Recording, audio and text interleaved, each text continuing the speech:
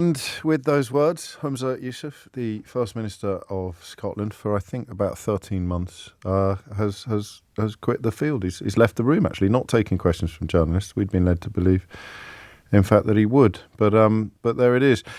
I mean, rare to hear of. I suppose when you're on the way out the door, you can take ownership of the situation in a way that you can't do when you're trying to cling on to power. But a full and frank acknowledgement of his own misjudgment there in the cessation of the Butte House agreement with the Greens that was essentially propping up the SNP's majority in Holyrood. And as he said himself, he completely miscalculated on what the reaction of the Greens would be. So refreshing honesty, albeit that it comes very much as he is on the way out. 28 days then, I think, give or take, to find a new First Minister. And I don't know, we've done a phone-in on it already, so I don't know whether we now respond to this knowing that he was going, if it would be in any way more informative or illuminating than doing it when we were pretty sure he was going. I'll take Scott's call from Clydebank, actually, and then probably we'll reset and do something new after the next break. You were listening to that, Scott. What did you make of it? To be honest, it's disappointed that it had to happen. I think it was a bit of political naivety on his part with the Butte House, and he was open there and admitted that himself. I think, unfortunately, we're in a situation that we've seen all too often where a bit of the pantomime of politics has pushed a good politician out, and it's sad when we've had so many bad politicians stayed in positions and not fell on their sword, so to speak, as he had today. I don't think he had any. He didn't have any choice, did he? But it was interesting in that he would have seen it, and obviously probably should have spoken to them before in some way to establish what the reaction of the Greens was likely to be. But he would have seen the 2030 pledges as impossible, and therefore, perhaps as a matter of honour, we're not going to continue pretending that we are committed to something that I know we can't deliver. Whereas the Greens found that an untenable position. They found stepping back from that commitment to be inconceivable. Yeah, absolutely. The two main reasons that the Greens pulled out was the cash report and the 2030 net zero target.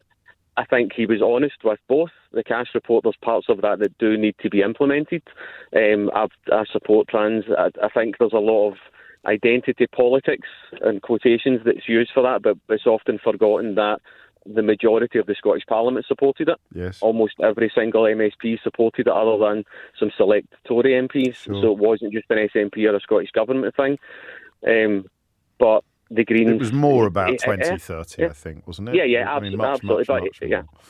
It was honest, though. It's not going to work. I was impressed by that. I thought that, it was proper patriotism at the end there as well, which is quite nice to hear, isn't it? The true love of country without it having to involve any maligning of others. Scott, thank you. Gina Davidson is, of course, LBC's political editor in Scotland. She was in the room, although not able to ask any questions, Gina. What happens now? What happens now? We expect the SNP's National Executive Committee to meet with some urgency because they will now have to have a leadership election. James, Hamza Yousaf there, his resignation triggering that replacement because he's really resigning as leader of the party. He's going to stay on as First Minister until a new leader is elected. So we will find out when that meeting is due to take place pretty quickly, we think. There's usually about a 2-week period for nominations, and then it would go into election proper, but they had such a bruising time of this last year when Hamza Yousaf was elected. I think there appears to be a view that they won't want to go through that again, and we could actually find that somebody might just end up being, there might be a coronation, potentially. John Swinney. Yeah, and John Swinney would be the obvious candidate for that role, you think?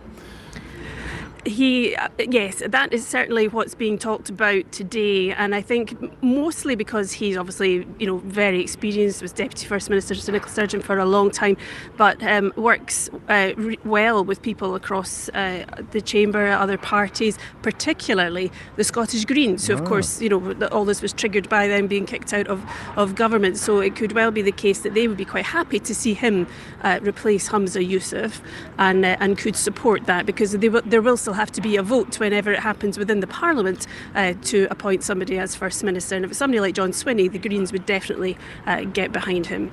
Just remind us why he didn't stand last time.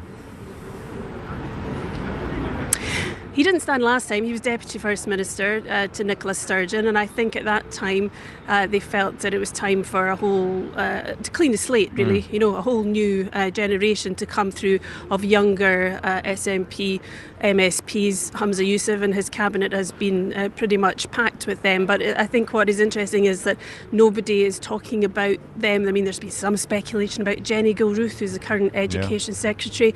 Highly unlikely that she would be able to have anybody coalesce around a leadership campaign from her.